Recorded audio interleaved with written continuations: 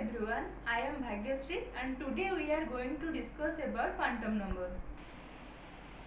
What is quantum number? Quantum number may be defined as a set of four numbers with the help of which we can get complete information about all the electrons in an atom. We all know an atom consists of various type of orbitals and these orbitals are distinguished from each other on the basis of their size, shape, orientation, etc. Mainly, quantum number are classified into four types. What are those types? First one is the principal quantum number, second one is the azimuthal quantum number, then third one is the magnetic quantum number, and next is the spin quantum number. So let us discuss about that four quantum number briefly. Quantum numbers are classified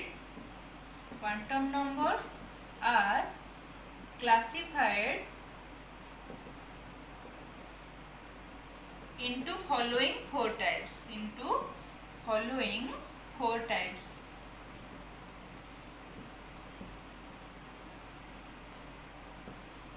First one is the principal quantum number.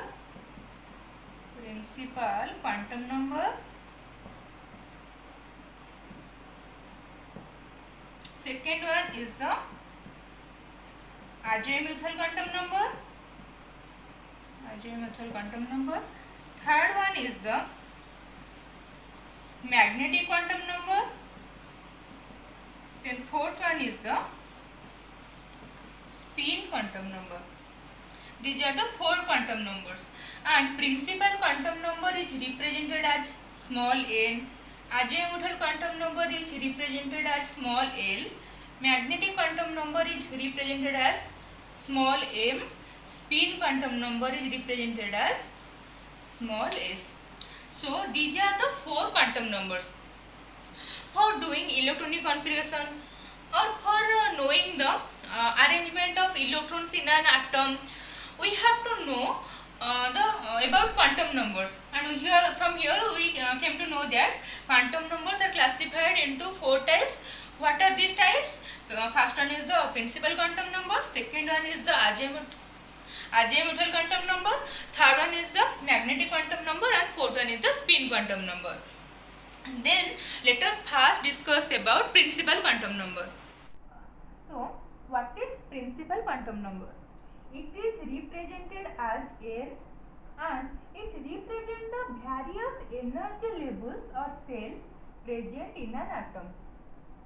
We all know an atom consists of various type of cells, and cell consists of some subcells and subcell consists of some orbitals. So by knowing principal quantum number, you can able to know what is cell and what number of cell is present in an atom. So suppose by taking an example, suppose here is the atom, and so here is the nucleus of atom, and surrounding the nucleus some cells are present. First cell is known as A cell, second cell is known as L cell, third cell is known as M cell, and then next cell is known as N cell. In this way the cell number increases. So these K, L, M, N cells are known as principal quantum number, or represented as N. And for K cell principal quantum number is 1, for L cell principal quantum number is 2, for M cell principal quantum number is 3, for N cell principal quantum number is 4. So by knowing principal quantum number, you can get a brief idea about the atom contains what number of cells and surrounding its nucleus. For the first principal cell, that means for K cell N value is 1, and for the second principal cell, that means for L, N value is 2. For the third principal cell, that means for M, N value is 3, and for the fourth principal cell, that means for N, value of principal quantum number is 4. And this first cell, that means this K cell lies very closest to the nucleus, and hence its energy is less. So the energy sequence of these principal quantum numbers is, that means K cell has the lowest energy than L cell. L cell has lowest energy than M cell, and M cell has lowest energy than N cell. The maximum number of electrons present in a cell is 2n square. What does it mean? By using this 2n square formula, you can easily know how much number of electrons can be present in a cell. That means how much number of electrons can be present in K cell, how much number of electron is present in L cell, how much number of electron is present in M cell, and how much electron is present in N cell. So let us first discuss about K cell. We all know for K cell value of N is equal to 1. So apply this formula for calculating the number of electrons. 2n square, that means 2 into n value for K cell is 1. So 2 into 1 to the power square is equal to 2. So in K cell 2 electrons can be present. So like this, for L cell principal quantum number is 2. So apply this formula, 2 into 2 to the power square is equal to 8. So 8 electrons can be present in L cell, then N cell. Value of N for M cell is 3. So apply this formula, 2 into 3 to the power square, 18. So 18 electron can be present in M cell. So by knowing principal quantum number, you can easily calculate the number of electrons present in a cell. Let us discuss about azimuthal quantum number. Azimuthal quantum number. What is azimuthal quantum number? It is represented as L. And by knowing azimuthal quantum number, you can know how much number of subcells present in a cell. So it represents the number of subcells present in a cell. And you all know an atom consists of some cells, and those cells consist of some subcells. There are no specific number of subcells present in a cell. That means various principal cells consist of different subcells. So by knowing azimuthal quantum number, you can easily define how much number of subcells present in a cell. Then third point, what is third point? The value of L varies from 0 to n minus 1. Here n represents principal quantum number, which I told previously. So the value of L varies from 0 to n minus 1. Suppose you have an example whose principal quantum number value is 3. This is an example. So what is the value of azimuthal quantum number which has principal quantum number is 3? So that time you have to put this formula. So here I have said 0 to n minus 1. So here n is equal to 3. So the L values for principal quantum number 3 is 0, 1, 2. 2 from what? 2 comes here, 0 to n minus 1. If n is equal to 3, then 3 minus 1 is equal to 2. So values of L for quantum number which have quantum number 3, that has values of azimuthal quantum number is 0, 1 and 2. So by using this, if we have known principal quantum number, then we can easily define the values of azimuthal quantum number for this. Here you can see for K cell, which one is the first cell, value of azimuthal quantum number for K cell is 0. And for second cell, that means for L cell, value of azimuthal quantum number is 0 and 1. and for M cell there are 3 azimuthal quantum number, that is 0, 1 and 2, and for N cell value of azimuthal quantum number is 0, 1, 2, 3. It is known from the formula 0 to n minus 1. So for here you can see for L cell value of principal quantum number is 2. So value of azimuthal quantum number is 0 to 2 minus 1. That means 0 to 1. That means 0 and 1. So for L cell we can know value of azimuthal quantum number is 0 and 1. In this way we can define the number of subcells which are present in a cell. Here you can say in K cell there are 1 subcell is present, that is 1s, because we all know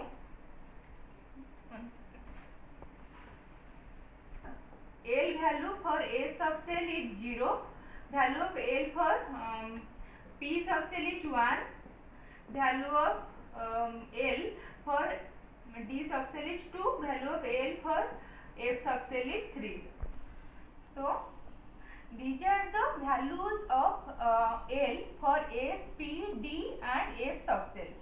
So by knowing azimuthal quantum number, you can easily define the number of subcells which are present in a cell. So from value of L for K subcell is 0, that means there is 1 subcell is present in the first cell.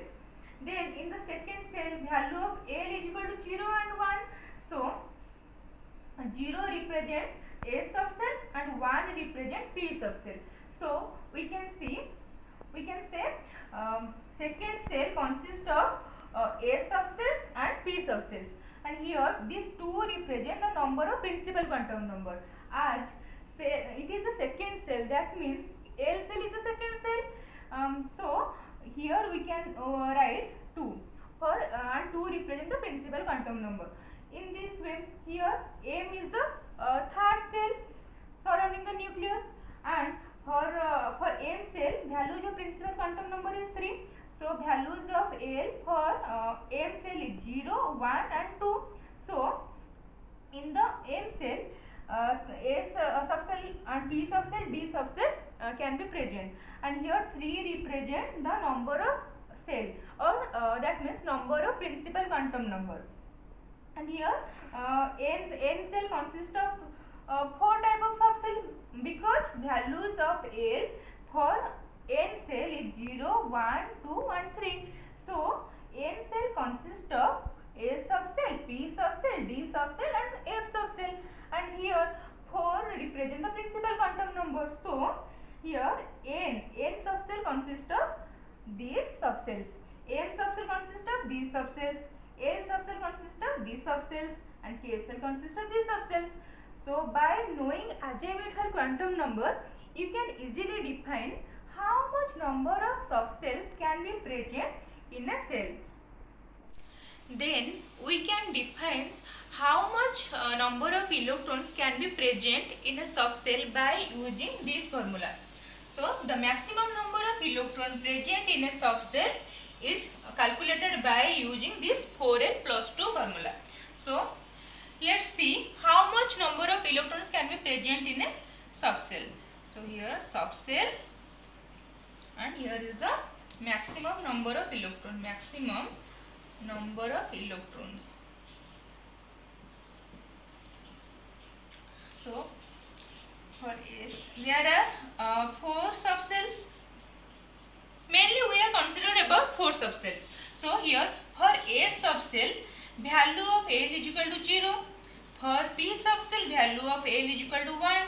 For D subcell value of L is equal to 2. For F subcell value of L is equal to 3. So then put this formula here for calculating the number of electrons which are present in a subcell. So here using this formula for S subcell, 4 into L value for S is equal to 0 plus 2 is equal to 2 electrons. Then for P subcell, 4 into 1 plus 2 is equal to 6. Then for D subcell, 4 into 2 plus 2 is equal to 10 electron. Then for F subcell 4 into 3 plus 2 is equal to 14 electrons. That means in S subcell 2 electrons can be present. That means maximum capacity of electron in S subcell, the orbital of S orbital is 2. Then in P subcell there are 6 electrons can be present. In D subcell 10 electrons can be present, and F subcell 14 electrons can be present in F subcell. So by using this 4L plus 2 formula, you can easily define the number of electrons which are present in the subcell of a cell. And one thing, azimuthal quantum number also represent the step of any. Then let us discuss about magnetic quantum number. So what is magnetic quantum number and what is its representation? So magnetic quantum number is represented as m, and the value of m varies from minus L to 0 to plus L. What does it means? If we know the value of L for a subcell, then you can easily define the value of m. Suppose by taking an example, you can easily know it. Suppose for P subcell, value of L is equal to 1. So what is the magnetic quantum number for P subcell? Here we can know the value of m varies from minus L to 0 to plus L. L represents the azimuthal quantum number, and we know for P subcell values of L is 1. So what is the value of m for P subcell? That is minus 1 to 0. That means 0 and plus 1. So values of m for P subcell is minus 1, 0 and plus 1. And we all know P subcell consists of 3 orbitals. So here 1, 2, 3 orbitals. For first orbital, value of this orbital is minus 1. For this orbital, value is 0. For this orbital, value is 1. So by knowing the values of magnetic quantum number, you can easily define the value of orbitals which are present in a subcell. Then next point. Come to the next point. The magnetic quantum number determines the number of orbitals present in a subcell. I previously told an atom consists of some cells, and cells consist of some subcells, and subcells consist of some orbitals. So by knowing principal quantum number, you can define how much number of cells can be present in an atom, and by knowing azimuthal quantum number, you can define how much subcells present in that cells. And by knowing magnetic quantum number, you can define how much orbitals can be present in a subcell, because each subcell can consist of various number of orbitals. Suppose let us take an example. A subcell consists of 1 orbital. P subcell consists of 3 orbitals. D subcell consists of 5 orbitals. So by knowing magnetic quantum number, how much orbitals can be present in a subcell. So the number of orbitals present in a subcell is 2L plus 1. That means by using this formula, you can easily define how much number of orbitals can be present in a subcell. So let us define. You all know there are various types of subcell like S, P, D, F subcells. So in S subcell, how much orbitals are present? Number of orbitals. Then values of m. Values of m. That means values of magnetic quantum number. So for S subcell, use this formula, and we know for A subcell value of L is equal to 0, for P subcell value of L is equal to 1, for D subcell value of L is equal to 2, for F subcell value of L is equal to 3. So here for calculating the number of orbitals in a subcell, we have to use this 2L plus 1 formula. So here use this formula, 2 into 0 plus 1 is equal to 1. So number of orbitals which are present in A subcell is 1. Then for P subcell, 2 into 1 plus 1, 3. So number of orbitals which are present in a P subcell is 3, because by using this formula we get this. Then how much orbitals are present in D subcell? Use this formula, 2 into 2 plus 1 is equal to 5. That means 5 orbitals can be present in a D subcell. Then for F subcell, 2 into 3 plus 1 is equal to 7. That means 7 orbitals can be present in a F subcell. And we all know one orbital consists of only 2 electrons. That means as A subcell consists of only one orbital, that means A subcell can only consist 2 electrons. But P subcell has 3 orbitals. That means for P subcell, these are the orbitals, and we know one orbital can contain 2 electrons. So 3 orbitals can contain maximum 6 electrons. So maximum electron capacity of a P subcell is 6, which we have previously discussed. Then for D subcell, here the orbital number of orbitals which are present in D subcell is 5. So maximum number of electrons which are present in a D subcell is 10. And for F subcell, as orbital number is 7 in F subcell, so maximum 14 electrons can be present in a F subcell. So then come to the values of M. Here we know for which subcell what number of orbitals can be present in which subcell. Then what is the value of M for each subcell. Here as for A subcell, values of orbital is 1. So values of M is equal to so values of M for A subcell is 0, and values of M for P subcell is -1, 0 and +1, and values of M for D subcell is -2, -1, 0, +1 and +2, and values of M for F subcell is -3, -2, -1, 0, +1, +2 and +3. Because we know by using this formula we can know the number of orbitals in F subcell is 7. So values of M is also 7.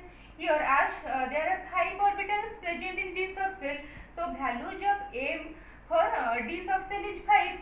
So from here, from this concept, you can easily know that number of orbitals is equal to the number of values of M. Here 3 orbitals are present in P subcells, so values of M is also 3. There are 3 values of M in P subcells. So by knowing magnetic quantum number, you can easily define how much number of orbitals can be present in a subcell. Then let us discuss about spin quantum number. Let us discuss about spin quantum number. It is represented as S, small s, and the electrons which spin in clockwise direction has spin quantum number +half, and the electrons which spins in anti-clockwise direction that has spin quantum number -half. So what does it mean? We all know an orbital. This is a orbital, and we all know the orbital consists of only 2 electrons, and in between these 2 electrons, one is in clockwise direction and another is in anti-clockwise direction. No 2 electrons can be present in same direction in an orbital.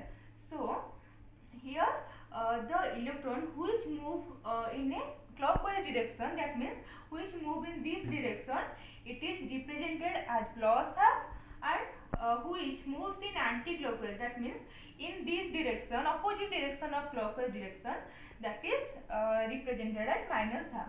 So in a orbital, the two electron present which have spin quantum, which one in between two electron, one has spin quantum number plus half, spin quantum number minus half, and after that the total electron become neutral, that means because plus half and minus half cancels, and the electrons which are present in the orbital becomes neutral. So spin quantum number represent about all this. So this is all about quantum numbers. First one is the principal quantum number, second one is the azimuthal quantum number, third one is the magnetic quantum number, and last one is the spin quantum number. And by knowing all about this, you can easily define the number of cells which are present in an atom, and number of subcells which are present in a cell, and the number of orbitals which are present in a subcell. So this is all about quantum numbers. Thank you.